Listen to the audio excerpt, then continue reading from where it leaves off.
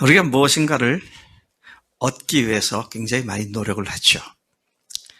돈을 벌려고 열심히 일을 합니다.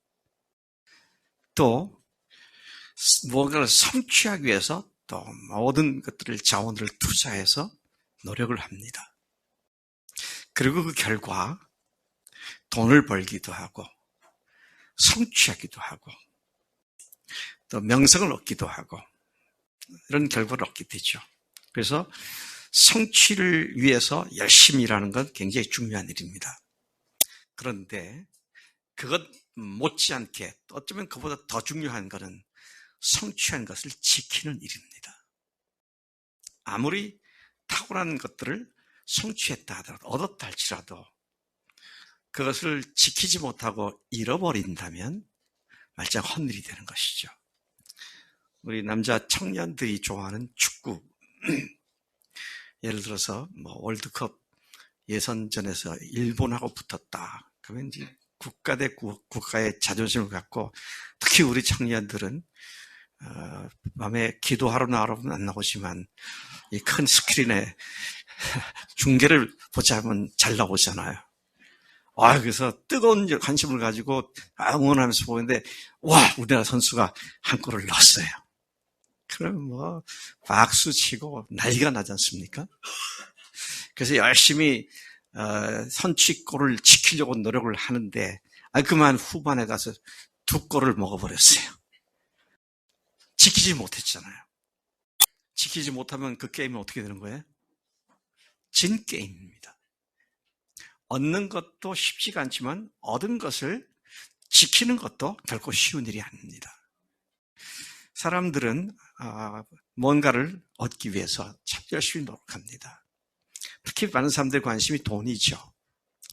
돈 버는 일이라면 뭐라도 할 수 있는 그런 마음을 가지고 돈을 버는데 그래가지고 돈을 많이 법니다. 그런데 벌었는데 잘 지킬 수 있도록 관리를 하지 않으면 얼마 안 가서 빈털터리가 되고 말죠. 그래서 모든 것들을 얻는 것도 중요하지만 그것을 잘 지키는 것, 그것이 얻는 것 못지않게 중요하다라는 사실을 우리가 생각하게 되는 것이죠. 자기 마음에 자신이 주인된 죄가 얼마나 무섭고 또 악한지를 깨닫고 그 죄를 위해 대신 죽으시고 부활하신 예수님을 주인으로 믿고 구원받은 사람, 그런 사람이 그리스도인들이죠. 그런데 그런 그리스도인들은 누구나 그분의 그 뜨거운 사랑과 은혜에 감격, 감사해서 예수님을 뜨겁게 사랑하게 되죠. 그래서 많은 사람들이 처음 예수를 믿고 나서 뜨거운 사랑을 첫사랑에 비유해서 나중에 그 사랑을 잃어버리거나 사랑이 식어지면 첫사랑을 회복하게 해달라고 그런 기도를 많이 하는 걸 봅니다. 우리들에겐 그런 기도가 더 이상 없기를 축복합니다. 무슨 말인지 잘 이해가 안 되셨나? 아멘 소리가 적은 걸 보니까. 더 이상 그런 넋두리 같은 기도는 없었으면 좋겠어요. 그거 사실은 주님 욕하는 거거든요. 이제 우리 훈일영 씨하고 주연자매가 딱 앉아서 눈에 잘 띄네. 그런데 주연자매가 남편 훈일영 씨 보고 여보, 내가 당신을 향한 간절한 기도와 소망이 하나 있어. 그건 뭐냐면 당신을 향한 나의 첫사랑이 회복되는 겁니다. 정말 첫사랑으로 돌아가고 싶어요. 그러면 훈일영 씨는 기분이 좋겠어요? 어떻겠어요? 안 좋고 말고죠. 지금은 안 그렇다니, 그러니까. 근데 주님 앞에 그런 얘기를 부끄러운 줄도 모르고 한단 말이죠. 근데 왜 그렇게 됐습니까? 현실적으로 그 사랑이 식어졌기 때문입니다. 현실적으로 주님께 대한 사랑이 사라졌기 때문입니다. 본질적으로 사랑한다고 하지만 실제 사랑의 뜨거움을 경험도 못하고 누리지도 못하고 뜨거운 사랑이 없어져 버리고 알 것 알면 그런 사람들이 빠지는 것이 어떤 함정일까요? 차가운 율법주의에 빠지게 됩니다. 차가운 율법주의에 빠지게 되면 뜨거웠을 때에 기쁨과 감사와 감격으로 주님의 말씀도 사모하고 형제들 만나서 같이 교제도 하고 모여서 같이 열심히 기도도 하고 그래서 주님께서 역사하셔서 기도 응답도 받고 영적으로 다시 회복되고 하는 일이 있던 그것이 가물가물한 옛날 여적에 있었던 기억거리 정도로 남아있을 뿐 지금은 거의 감정이 사라져버린 싸늘한 율법주의로 빠져서 뜨거워서 했던 그 모든 사랑의 행위가 이제는 귀찮아지고 그것들이 번거로워지고 또 그렇게 하자라고 얘기하는 목사가 싫어지고 그래서 잔소리같이 들리기 시작하고요. 목사님은 왜 자꾸 간증 쓰라 그래? 아이고 귀찮아 죽겠어. 그렇게 돼버리죠. 그 소리만 안 들으면 교회 생활 재미있겠는데 재미있긴 뭐 재밌어요. 다 죽지. 새벽기도 나오라 그러고 주님과 사랑의 교제를 하자는데 그게 원망과 불평거리가 되는 그런 상태로 빠져들어간다면 이 신앙은 보통 문제가 아닙니다. 심각한 거의 영적으로 사망 선고를 받은 것 같은 상태일 수도 있습니다. 요즘 젊은 세대는 더 그렇더라고요. 자기가 싫으면 안 해요. 부담감을 갖게 되는 거 싫어하고요. 그래서 예수 믿으란 말도 하게 되면 예수님 영접하라고 초청을 해도 그런 거 싫어하고 그러더라고요. 그런데 그게 안 믿는 사람들이 그러는 건 충분히 이해를 해요. 근데 예수님을 주인이라고 모셔놓고도 주인이라고 말을 하는데 실제로는 주님께 대한 사랑이 다 식어져 버려가지고 열심히 일하고 열심히 주님을 사랑하는 사람들의 행위를 오히려 광신과 미신으로 몰아붙이면서 그렇지 못한 자기를 정당화시키는 이런 못된 습성을 갖게 되더라는 것이죠. 여러분 율법주의자였던 바리새인들과 서기관들과 예루살렘 교회에 있던 유대 지도자들 와 그들이 열심히 대단했습니다.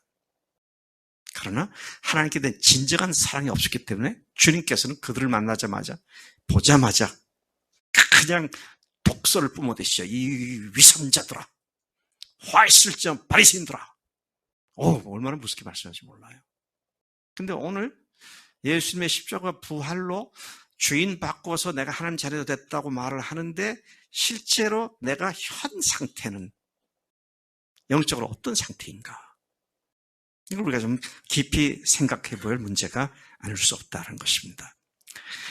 예수님을 자신의 주인으로 모신 마음을 지키지 못하기 때문에 이런 일이 발생하는 겁니다.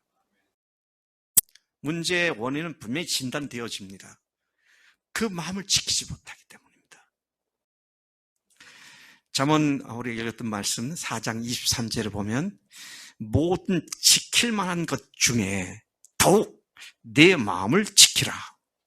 생명의 근원이 이에서 남이니라. 그렇게 말씀하세요. 모든 지킬 만한 것 중에서 가장 중요하게 지킬 것이 내 마음이다 그랬습니다. 사람들은 자신의 재산을 지키려고, 자신의 생명을 지키려고, 자신의 명예를 지키려고, 자신의 자존심을 지키려고, 자신의 사회적 지위를 지키려고, 자신의 업적을 지키려고 굉장히 많은 노력을 하고 있습니다. 그렇죠? 지금 우리가 지금까지 살아온 것이 유지되고 있다는 말은 지키고 있다는 얘기입니다. 그런데 자기 마음을 지키는 일은 우리가 얼마나 하고 있는가? 그런데 여기 이 말씀 보면은요, 굉장히 중요한 말씀하세요. 왜 마음을 지키라고 그랬느냐면 이는 생명의 근원이 되기 때문이다. 마음이 생명의 근원이기 때문에 마음을 지켜야 한다. 그렇게 말씀하신 것이죠. 자, 여기에 대해서 조금 더 설명을 드리겠습니다. 네. 생명의 근원이 마음에서 난다 그랬는데 생명의 근원이란 뭘 얘기하는 걸까요? 삶의 의미, 삶의 가치, 삶의 생명력 넘치는 것의 원천이 그 마음이라는 것이다. 마음에서부터 생명력이 넘치고요. 마음으로부터 내가 왜 살아야 하는지 삶의 목적도 알게 되고 그것을 알게 해주고 그런 에너지, 영적인 다이나믹스를 일어나게 하는 셈이 너희들의 마음이기 때문에 그 셈을 지키라는 겁니다. 그 마음을 지키라는 것이죠. 현대인의 성경을 보면 여기서부터 생명의 셈이 흘러나온다. 그렇게 번역되어 있고요. 또 공동 번역에서 보면 그것이 바로 복된 삶의 셈이다. 복된 삶이 솟구쳐 나오는 셈이 너희들의 마음이다. 근데 우리들의 마음이 어떤 마음인가요? 주인을 바꾼 마음이지 않습니까? 자기가 주인 됐던 삶을 주님 앞에 회개하고 내 삶의 주인이 예수님입니다. 그래서 예수님을 주인으로 모신 삶이라는 것이죠. 저는 오늘날 수많은 사람들이 이 마음을 지키지 못해서 언필칭 스스로 구원받은 그리스도인이라고 하는 사람들이 안 믿는 사람 못지않게 악한 짓을 하는 것을 보게 됩니다. 그것이 100명의 기독교인이 있다면 그중에 한둘이 그러면 다행입니다. 제 눈에는요, 죄송합니다. 제가 너무 비관적으로 말하는지 모르겠는데요. 7, 80% 이상은 그런 것 같아요. 자기들의 마음을 지키지 못해요. 지지난 주에인가 그 말씀드렸죠? 김호중? 옛날에 나와서 그 기독교 방송에서 간증한 건 대단합니다. 정말 예수 만나고 자기 일을 변했고, 이렇게 쫙 간증하더라고요. 제가 일부러 그걸 다시 찾아봤어요. 아침마당이 아니라 새롭게 하소서, 이게 프로그램에 넣어서. 근데 이번에 그가 무너진 상태가 어떤 겁니까? 술을 갖다가 그날 밤에 몇 차에 거쳐서 돌아다니면서 죄송합니다. 제가 말을 좀 험하게 해서 술을 처먹었고, 네. 그건 처먹은 거예요. 또 사고를 냈고, 그 다음에 매니저와 이런 다 합작해가지고 서로 거짓말로 다 꿰맞히고, 그게요. 전 국민 앞에서 자기가 예수 믿는 사람이라고 고백했던 사람의 상황이 그런 거라고요. 근데 우리가 또 생각할 건 김호중이라는 사람이, 박씨는 그럴 수 없네요, 박씨는. 김호중이라는 사람이 원래 못되고 악해서 그렇고, 우리는 그렇진 않아. 그렇게 장담할 사람이 누가 있습니까? 아무도 없어요. 그런 환경, 그런 처지들하면 그렇게 될 수밖에 없어요. 그러니까 주님께서 말씀하신 것이 어떻게 하라고? 마음을 지키라고 한 것이죠. 이 마음이 너희들의 삶의 목적과 의미와 가치와 생명력을 솟아나게 하는 그것이 원천이 마음이니까 이 마음을 지켜라. 그렇게 말씀을 하고 계시는 것이다. 제가 오늘 말씀은 이 마음을 어떻게 지키는 것에 이제 초점이 가 있는데요. 이 말씀을 제가 준비하면서 제일 먼저 떠오르는 것이 마음을 지키라. 어떻게 지키냐라고 할 때 제일 먼저 떠오르는 것이 빌립보서 2장 말씀이었습니다. 빌립보서 2장 말씀에 보면 너희 안에 이 마음을 품으라 곧 그리스도 예수의 마음이니. 우리가 예수의 마음을 품는 것인데 그 말을 다른 말로 하면 예수님을 주인으로 모신 마음인데 이 마음을 가지라는 거죠. 근데 그 예수님의 마음이 어떤 마음인지를 6절, 7절, 8절에서 얘기하고 있는데 그는 근본 하나님과 본체시지만 그분은 하나님 자신이시지만 아버지 하나님과 똑같은 위치에 있지 않고 자기를 스스로 비워서 낮추어 종의 모양을 가지셨고 그것도 인간의 모습으로 세상에 오셔서 아버지께서 원하시는 대로 모든 인간들의 죄와 죄악들을 대신 십자가에서 감당하시고 죽으셨고 그리고 사흘 만에 다시 부활하셔서 하나님의 뜻을 증명해 주신 그 예수님, 아버지의 뜻을 알고 죽기까지 아버지의 뜻에서 순종하는 그 마음을 가지라고 그렇게 말씀하신 것으로 연결되어서 이해를 하게 됩니다. 이것이 바로 우리가 믿는 복음의 본질이죠. 자기를 낮추고 자기를 높인 것이 아니라 자기를 낮추어서 죽기까지 순종하는 것. 이것이 복음의 본질이고 이것이 그리스도인의 마땅한 삶이다. 아주 단순화시켜서 말하면 그렇게 얘기를 할 수가 있는 것이죠. 복음은 예수님의 죽으심과 부활이며 이 사실은 그분과 함께 성령의 침례를 받음으로써 우리가 그분과 함께 십자가에서 죽은 자가 되었고 그분께서 죽으심으로부터 부활하셨을 때 우리도 그분과 함께 새로운 피조물로 다시 태어난 자가 되었음을 말하는 것이죠. 그래서 예수의 마음을 품으라, 너의 마음을 지켜라. 자, 이런 것들이 복음이 빠지면 얘기가 되지 않습니다. 네. 얼마나 이 마음 지키는 것이 어려운지요. 잠언 지금 4장인데 16장에 보면 자기 마음을 지키고 다스리는 자는 성을 빼앗는 용사보다 낫다 그랬습니다. 이게 그거 쉬운 일이 아니고 결코 만만한 일이 아닙니다. 정신을 바짝 차리고 어떻게 마귀가 내 마음을 빼앗는지를 잘 각성하면서 그것에 말려들지 않는 것.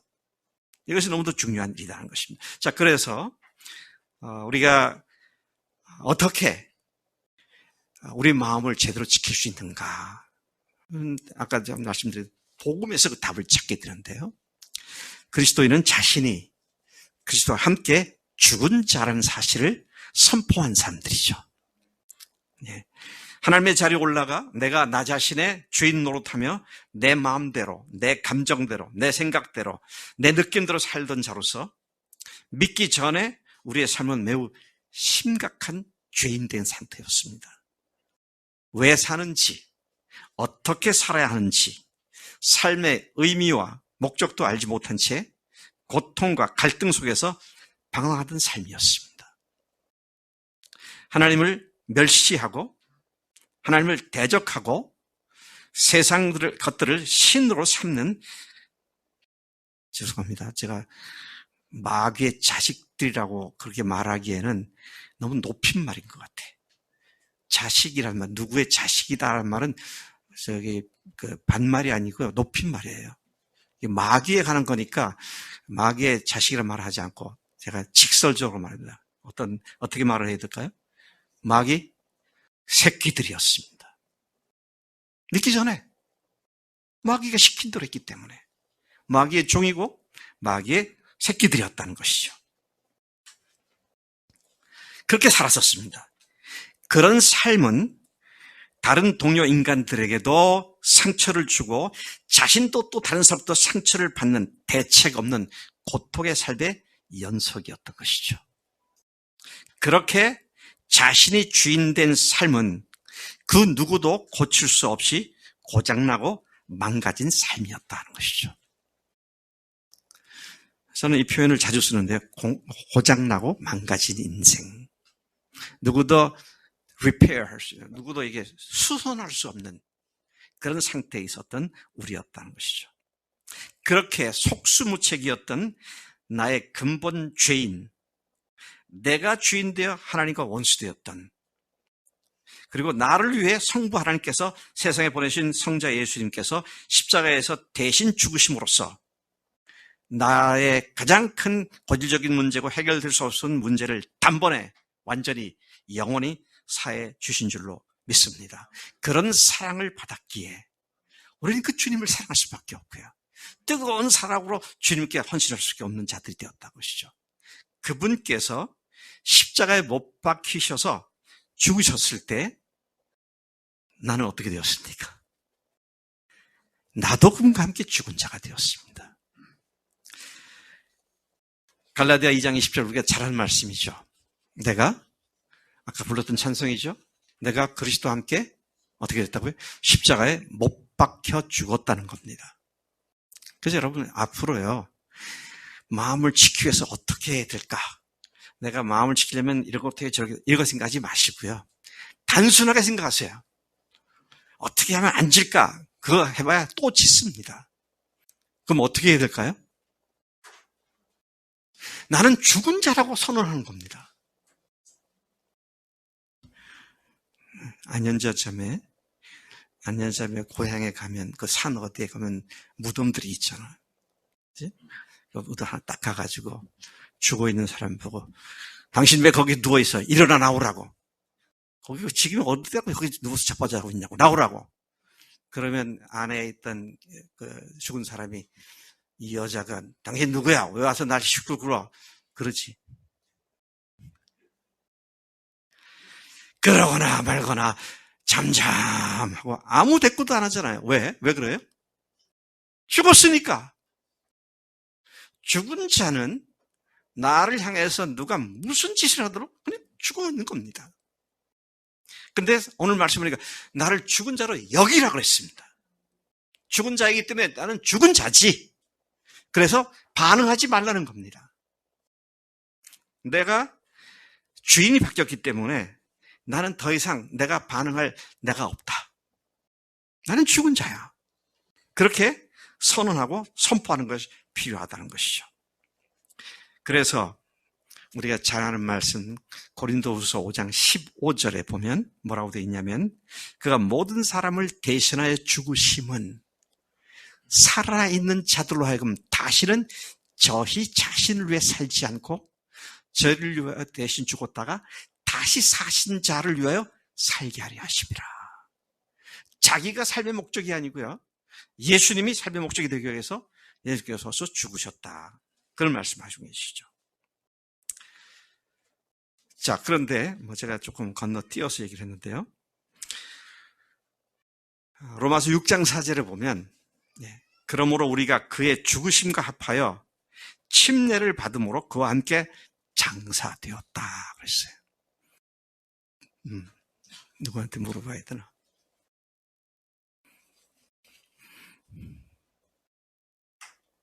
나래점에 사람이 죽으면 장사를 하잖아. 왜 장사를 해? 왜 장례를 치러? 죽었는데 왜 장사를 치르냐고. 장례식을 하잖아. 아주 그냥 아주 심플하게 그냥 노골적으로 얘기하면 장례식은 뭐 하는 거냐? 시체 처리하는 시간입니다. 그렇죠? 두 번째 무슨 이유일까요? 장례식을 하는 이유가? 이 사람은 죽어서 세상에 없는 사람입니다. 그걸 선포하는 거예요.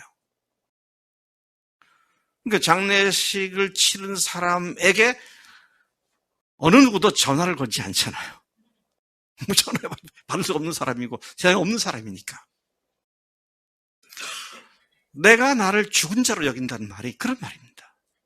나는 더 이상 내가 옛사람이 예수님과 함께 십자가에 못 박혀 죽은 자가 되었기 때문에 내가 죄 짓는 일에 내 마음을 빼앗기는 일에 내가 반응해서는 안 된다.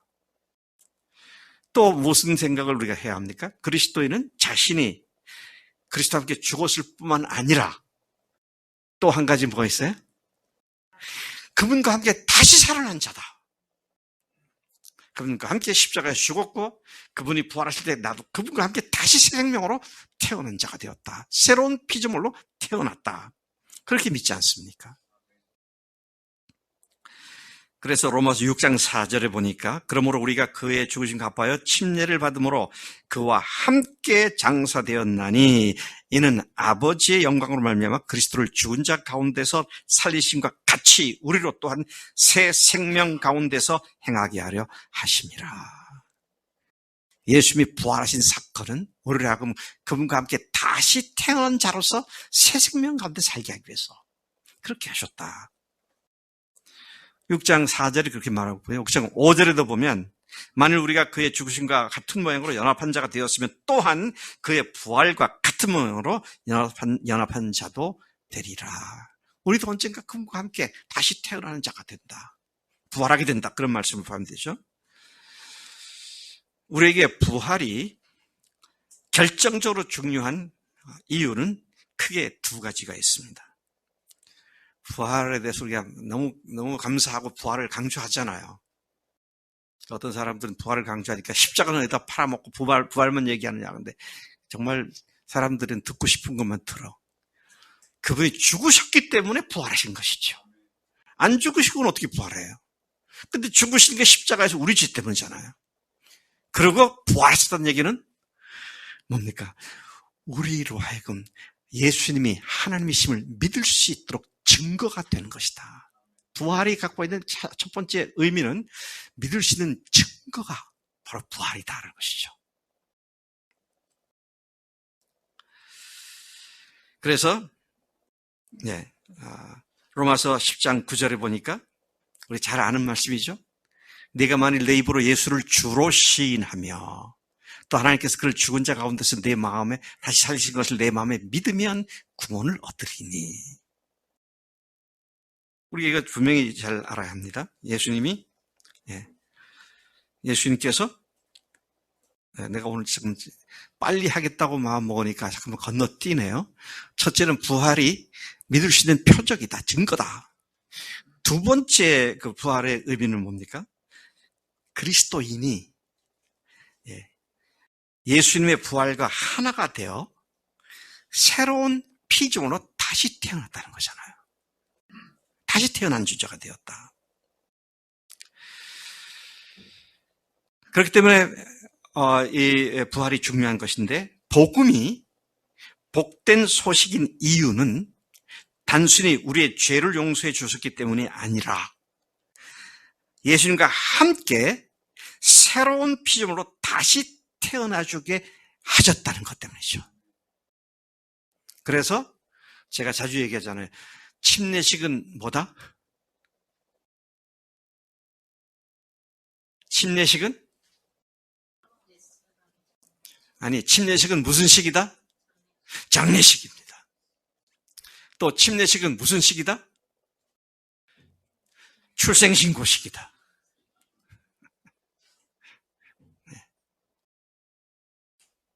그러니까 예수님을 믿고 구원받았던 사람들은 자기 죽었어요, 이제. 자기가 주인 됐던 삶은 죽어버렸습니다. 그리고 이제는 그분이 주인 되신 삶으로 다시 태어났다는 것이죠. 그런데 옛사람이 내가 죽었고 새로운 사람으로 태어났다는 사실이 어디에서 발생을 했습니까? 어디요? 우리 마음속에서 발생한 겁니다. 역사적 사건이 발생했지만 그게 내가 믿음으로 내 속에서 이루어진 사건입니다. 그래서 내가 예수님과 함께 죽은 자가 되었고 산 자가 되었구나. 이것을 마음속에 믿음으로 실제가 된 것이다. 그것이죠. 그러니 그 마음을 지키라는 겁니다. 이 복음에서 딴 거로 가지 말고 딴 것에 의지하지 말고 이 복음, 예수님과 함께 죽고 예수님과 함께 다시 태어난 사람으로 그 기준으로 살아가라고. 그 마음을 잃지 말라고.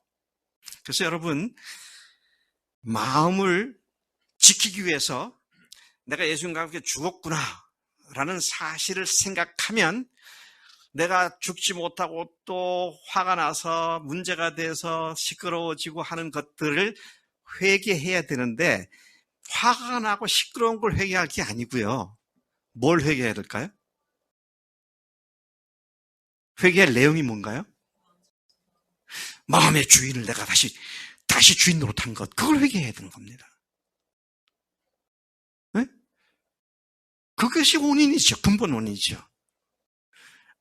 내가 또 죄를 지었구나. 나는 어쩔 수 없는 존재. 하나님 용서해 주세요. 제가 또 사람들에게 이렇게 괴롭게 했고 문제를 이렇게 발생시켰습니다. 회개합니다. 그거 아니고요. 진짜 회개가 뭐예요? 내가 다시 주인 노릇한 그 죄를 회개하는 거예요. 이거 회개하지 않고 마음 똑바로 놓고 앞으로 다시 안 그러겠습니다. 100번 해봐야 또 그렇게 됩니다. 근데 주인 바꾼 삶에 대한 회개가 이루어지면 더 이상 내가 주인 노릇하지 않게 되니까. 그래서 회개하면 어떻게 하신다고요? 내가 만일 갑자기 생각이 안 나. 예. 요한일서 1장 12절. 요한일서.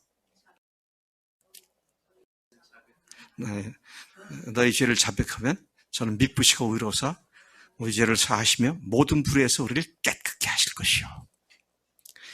주인을 무시하고 내가 주인 노릇하는 그 죄를 고백하는 것이죠. 한번 물어보시죠. 기왕 얘기 나왔으니까. 우리가 예수님 모르고 내가 주인 노릇할 때, 예수님이 내가 주인 노릇했던 내가 하나님 자리로 갔던 이 죄를 위해서 죽으셨구나. 주님 감사합니다. 그리고 회개하잖아요. 하나님, 내가 주인 됐던 죄를 용서해 주십시오. 어떤 사람은 눈물을 펑펑 흘리면서, 어떤 사람은 땀을 흘리면서, 어떤 사람은 마음의 아픔을 가지고 회개를 합니다. 참 그런 회개를 해서 우리가 구원받잖아요.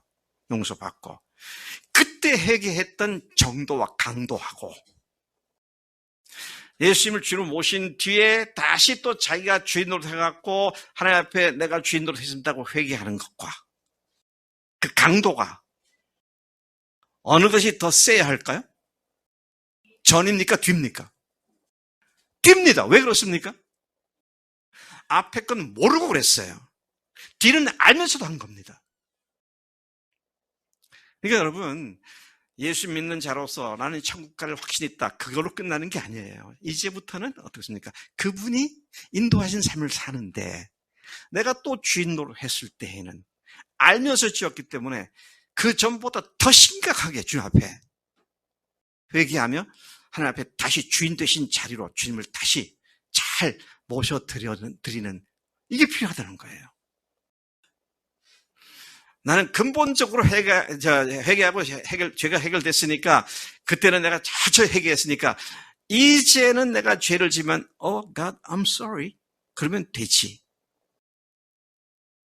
안전벨 그러면 돼요? 아니지. 얼마나 하나님 앞에 내가 알면서 지은 죄에 대해서는 정말로 첫 번째 회개권과 못지않게 또는 더 간절함을 가지고 주님 앞에 회개를 해야 한다는 것이죠. 마음 지키지 못한 죄. 제가 왜 이 얘기를 하냐면요. 다시 김호중 얘기하겠는데, 김호중이 우리 교회도 있을 수 있고요. 옆에 교회도 있을 수 있고요. 우리 가족 중에도 있을 수 있어요. 언제? 마음 뺏기면 다 그렇게 되는 겁니다. 마음 지키지 못하면 그렇게 돼요. 그래서 저는 요즘 그런 생각을 해요. 믿음이 성장했다는 사람은 믿음에 성장했다라는 말은 죽을 때 해야겠다. 과정에 또 어떻게 마음 뺏길지 모르니까. 뼈 아픈 얘기입니다. 네. 또 자신의 주인을 바꿨으니까요. 내가 주인 됐을 때 회개해야 하는 이 문제가 정말로 심각한 문제잖아요. 우리가 옆에 이렇게 대답할 말 항상 준비하고 생명의 복음으로 가득 채워라. 그런데 이게 베드로전서 3장 15절에서 나온 말씀입니다. 너희 속에 그리스도를 뭐로 삼아? 주로 삼아 거룩하게 하고 너희 속에 있는 소망에 관한 이유를 묻는 자들에게 대답할 것을 항상 예비하되 온유와 두려움으로 하고 예수님을 주님으로 모시고 거룩하게 하라고 했습니다. 주인을 바꾼 사람이 그리스도인들이라는 것이죠. 마음을 조금 바꾸거나 생각을 바꾼 정도가 아니고 아예 내 삶의 주인 자체를 예수님께 바꾼 사람들. 근데 그 자리를 다시 또 내가 허물어뜨리려고 하는 그런 것이 있다면 정말 주 앞에 심각하게 회개하고 돌아서는 것. 이게 아니고서는 다른 어떤 방법으로 다시 추스릴 수 있는 방법이 없다는 것입니다. 그래서 우리가 잘 아는 대로 고린도후서 5장 17절이 그런즉 누구든지 그리스도 안에 있으면 새로운 피조물이라. 이전 것은 지나갔으니. 이전 것은 뭐예요? 자기가 주인 되었던 삶이 지나갔다는 겁니다. 근데 실제 살다 보면 자꾸 또 내가 주인 돼. 내가 하나님과 같은 판단 기준 내가지고. 내가 우리 사람한테 욕먹을 소리를 한마디 더 얘기했네. 우리 사람은 참 반듯한 사람이에요. 내가 봐도 항상 반듯해. 그 항상 반듯함이 나를 너무 힘들게 만들어.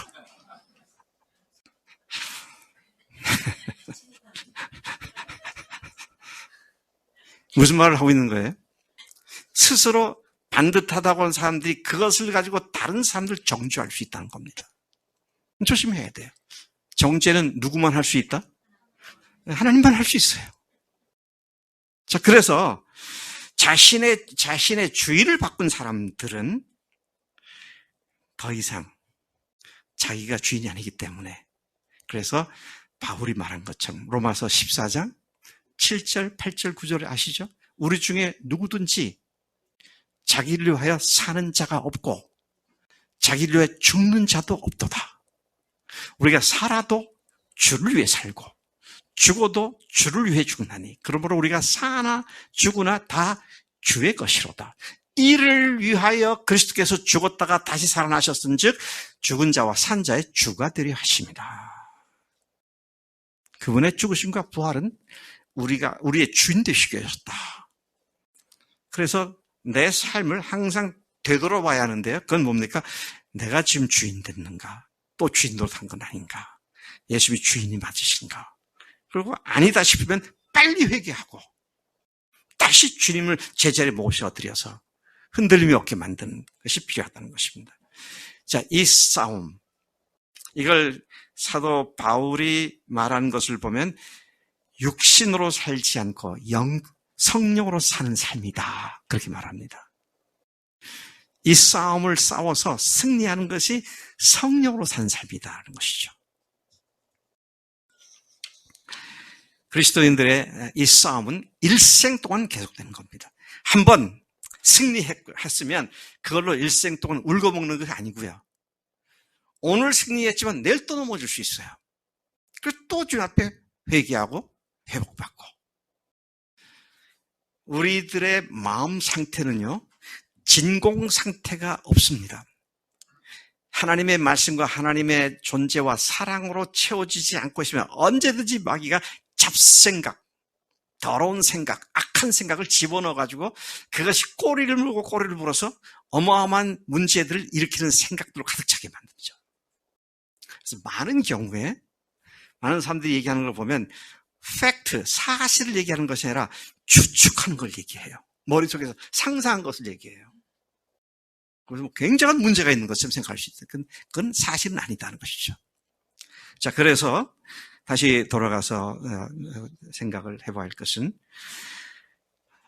주인 되신 삶을 살면 지옥도 천국이 될 수 있습니다. 주인이 아니시면 천국도 지옥이 될 수 있어요.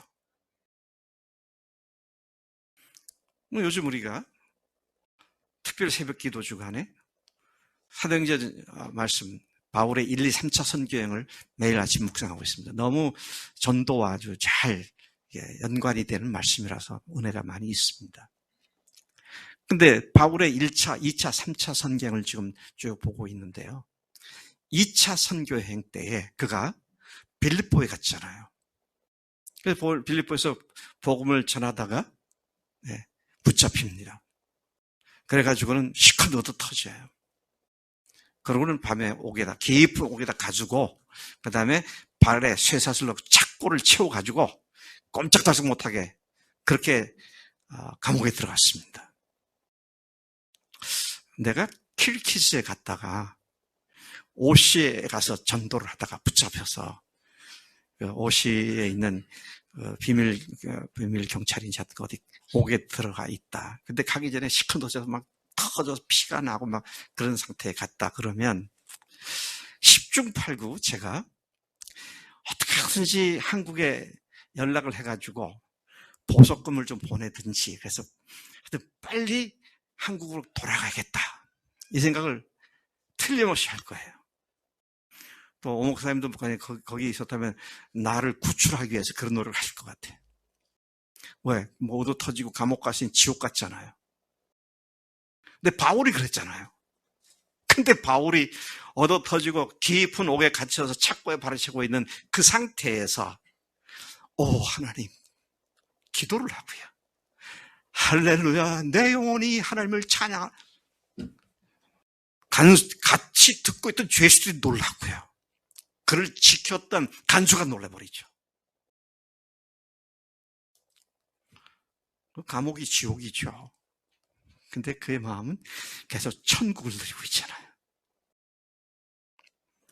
참 바울이 마음을 참 잘 지킨 사람이었구나. 마귀란 놈은요,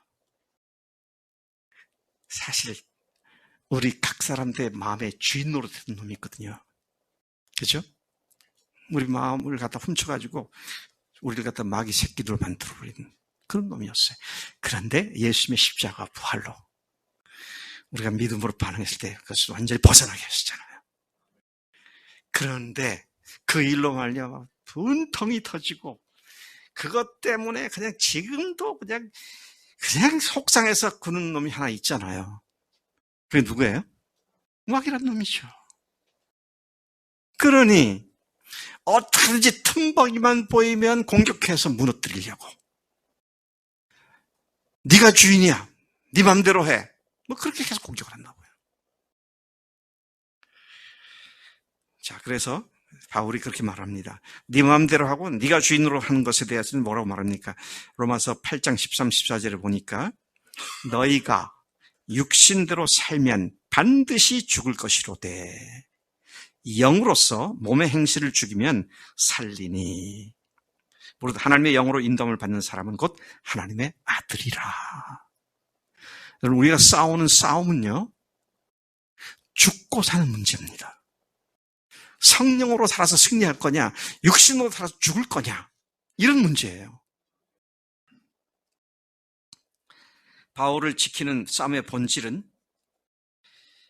마음을 지키는 싸움의 본질은 주님의 말씀을 듣고 그 다음에 그 말씀에 순종하는 것이냐, 말씀을 듣지 않고 불순종하는 것이냐, 이 싸움이라는 것이죠. 성령으로 산다는 것은 우리가 하나님의 말씀을 듣고 순종하는 것이고요. 육신으로 산다는 건 그 말씀 듣지 않고 내 생각대로 내 마음대로 사는 것인 것이고요. 그래서 다시 원래 첫 돌아가면 마음을 지키는 것은 주인으로 모신 주님의 말씀을 듣고 순종하는 것이다 하는 것이죠. 순종을, 말씀을 제대로 들으려면 집중을 해야 됩니다. 네, 집중해야 돼요.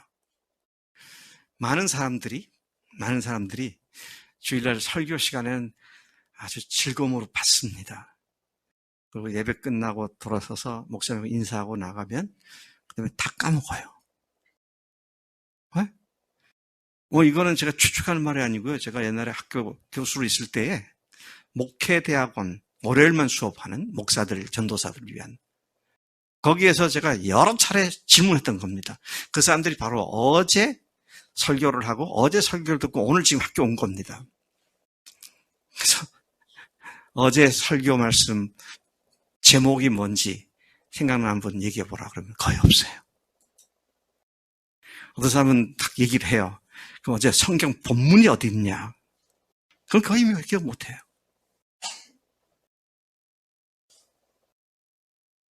여기 앉아서 말씀을 듣지만 생각은 딴 데 가 있고요. 무슨 말씀을 하나님께 주시냐라기보다는 목사의 설교를 비평하고 앉았고 그러면 말씀이 안 들려요. 생명의 말씀, 내가 살기 위한 생명의 말씀이다. 그리고 간절함을 받는 것이죠. ready mind라고 그러잖아요. 준비된 마음으로 받는 것. 그리고 설교가 끝나고 일주일 동안, 그래서 사람도 머리가 한계가 있으니까 우리 교회에서는 또 친절하게 첫 창립 예배 때부터 주보 3면은 빈칸으로 나와가지고 은혜된 거 메모했다가 주중에 다시 읽어보고 묵상하라고. 괜히 빈칸 둔 거 아닙니다. 그래서 은혜 묵상하다가 은혜되면 이제 간증 쓰고, 간증 썼으니까 또 순종하고. 이게요, 아주 성숙한 사람의 삶의 행태가 아니고요. 그리스도인의 베이직 라이프입니다. 기초적인 삶이에요. 근데 이 기초적인 삶이 안 되니까 예수 믿고 교회 생활하는 게 번거롭고 귀찮고 그런 거죠. 그러면은 주님의 은혜와는 아주 멀어져 버리는 그런 심각한 문제에 빠지게 된다는 것이죠. 자, 마음을 지키려면 영적으로 살아야 한다. 육적으로 살지 않고. 영적으로 사는 게 뭐냐? 첫 번째는 말씀을 들어야 하고요. 두 번째는 순종해야 되고요. 그래서 우리가 영적으로 마음을 지켜야 되는데, 근데 이게 또 잘 안 되잖아요. 목사님 말씀 들으면 좋지요. 근데 잘 안 돼요. 안 되는 거 압니다. 그래서 뭐가 필요해요? 교회 공동체가 필요한 겁니다.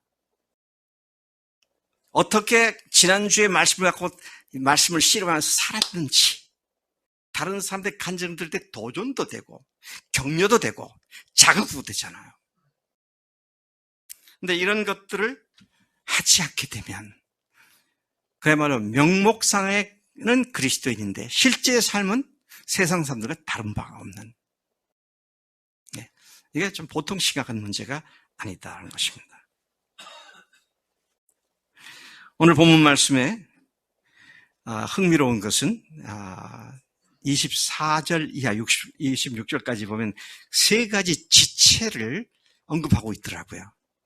첫째는 입, 두 번째는 뭐예요? 눈, 세 번째는 발.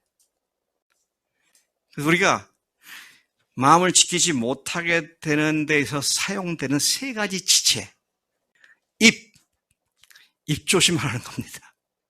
쓸데없는 왜곡된 말, 거짓된 말, 이런 것들을 하지 말라는 거잖아요. 근데 사람들이 왜 거짓말을 해요? 근본 뿌리가 뭡니까? 거짓말을 하게 되는 뿌리가 자기가 주인 됐기 때문에요. 항상 뿌리를 생각하자고요. 또 눈 똑바로 보라는 거예요. 똑바로 보고 똑바로 가라는 거죠.